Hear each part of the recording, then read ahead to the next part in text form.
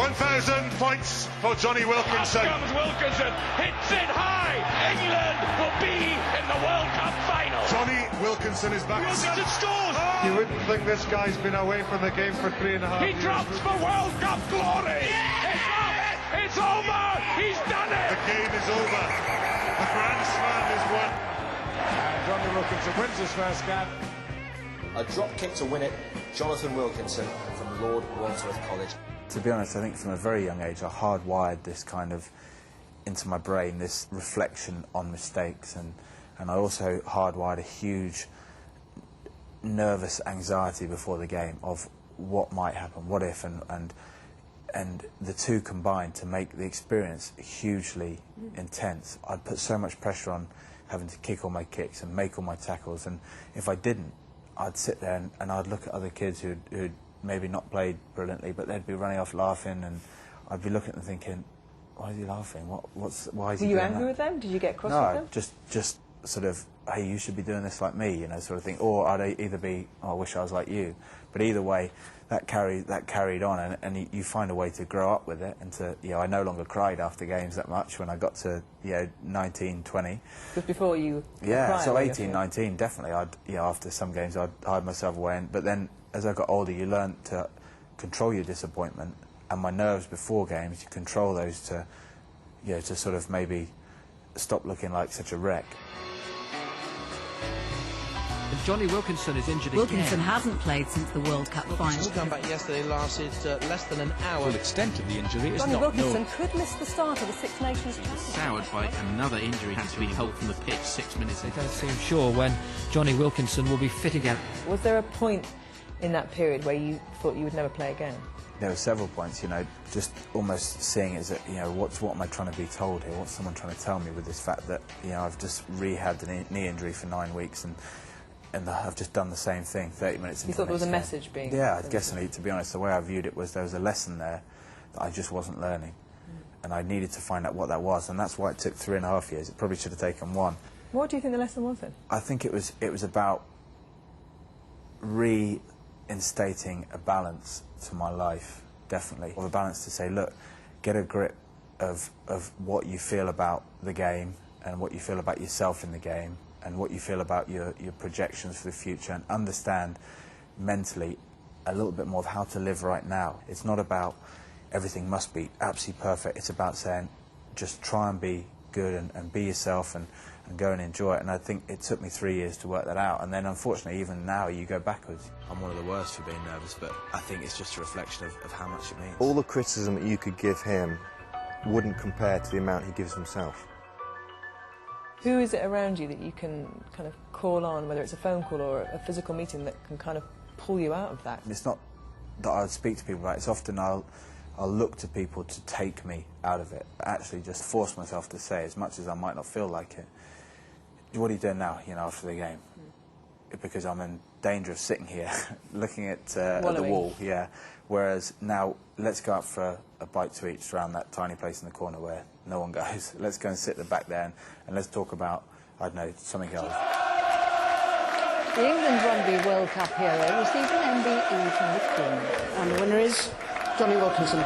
The Waxwork Jonny Wilkinson has been stopping traffic. Is it really a problem to you when people approach you in the street? Or... No, not at all. How do you deal with it? I think that's kind of like the lifestyle change I was telling you about, the balance thing. Yeah. I just started to relax a bit more about that sort of thing. I'm not worried about. Did it used to be though? Yes. Yeah. I'd say so, because I was worried. I thought that it was majorly important what everyone thought about me. What I was doing, You've got such an amazing image though. So how could you ever think that the people would think anything other than brilliant things about you? I don't know. I don't know. I think it's just the way I made myself think when I was younger, and I cemented it in, and then I became a bit sort of obsessed with it. What about your brother? Because he strikes me as somebody you're very close, obviously, and he's incredibly relaxed. Does he not say to you, Jonny, come on, lighten up, enjoy it, enjoy? No, he's very much in tune. He knows how I'll be thinking about everything anyway, so therefore he's not going to try and tell me to. It's a bit like when I'm worried about how I've played in a game and he sees me, he's not likely to come up to me and say, "I'll pack it in," because he knows I'm not going to pack it in. Yeah. But he also knows at the same time. Do you want to sit there? Yeah. He says at the same time, he'll just get my mind off it by saying, "Let's go and let's go and do this," or "Let's go and do this." And let's hang about, and that works for me. You've obviously learnt 2 languages, 2 instruments, got a semi-kind of professional band going with your brother where you record things. So, you know, you filled your time with learning and expanding your mind when you were injured. You didn't just sit there and kind of think, woe is me, and, you know. What I found was brilliant was actually, like I say, when I sort of got involved in a band, so working together as a team and things, and it just picks up enormously, and suddenly I realise now what rugby means to me. Why I love rugby so much is that team side, you know. When I would mess around in the band a bit, when you've got to do your job to make it all work. I find that fantastic. It's like having a contribution to making something work for everyone. Top left. That's more like it. All the kind of the glitz, the glamour that could have happened in your life. You know, you've shunned a lot of the stuff that you could have had in terms of the Beckham-esque lifestyle. You know, obviously you've had your commercial endorsements and you've enjoyed, you know, the fruits of your labour, if you like, but you haven't sought more. Was there ever a temptation to just kind of let your hair down and become a kind of a tabloid figure? I don't think so. I don't think I'd have ever survived in that lifestyle. I mean, I don't think with the way I am as a person, it would just drive me crazy, I think. But saying that, do you know what? I look at my life now and think I have exactly what I could have asked for in that respect, and that was a kind of another meaning of saying, well, why am I punishing myself or crucifying myself every day for these things when you have that? And I think is that why you had a few drinks after the World Cup final then? After that World Cup final, everyone sat together and we said we need to stick as a team. That was the call from the top, from Brian, for everyone. Stick together as a team for full victory. We've had a fantastic tournament. This is the way it's ended.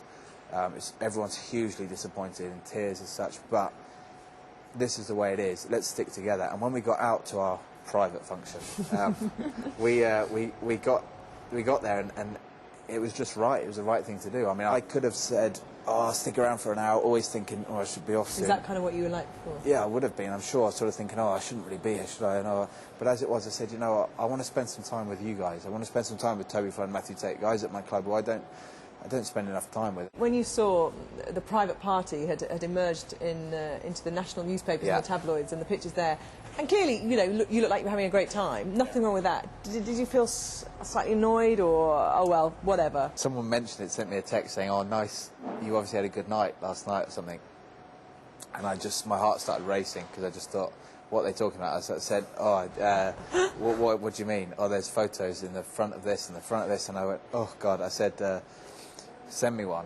It was only when I discovered that it was Matthew Tate who had his shirt off at the bar that I realised I was fine.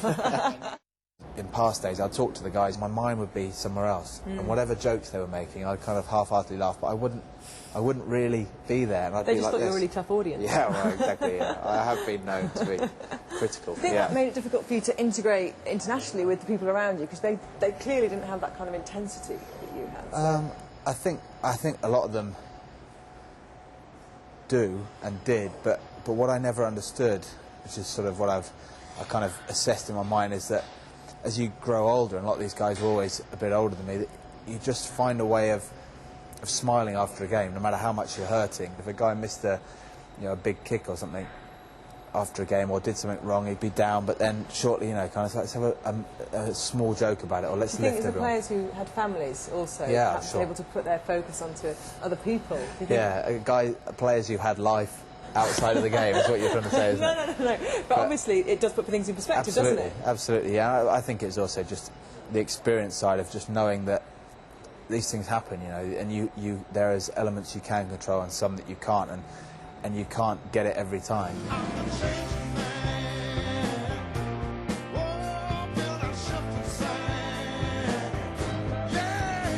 What would you say to the young Jonny? If you could go back to your 18-year-old self who used to cry after games when things didn't go quite right, what would you say now, and what you've learnt? It's a tough one, because I think I wouldn't listen to myself. But generally, that's what I think. Do you know what I mean? But generally, from what you've learned, would you say to him, "Listen, you're going to have a great career. You're going to be brilliant"? I'd say you need to have a bit of faith at the start of my injuries, that's when I would have liked to have said something to myself more, not when I was crying at 18, because actually, in a way, I look back on that and say that made me. You, yeah. But during those injuries, the first time I would have said, you know what, you just have to have some faith. It's going to be, it will be generally okay, and if it's not okay, you'll deal with it. And if it's that's okay, what you say to you'll love it. 18-year-old Jonny. I'd try to, yeah, if he wasn't kicking and screaming and puking in the toilet before a game or whatever, I'd say to him, you know, it should be okay.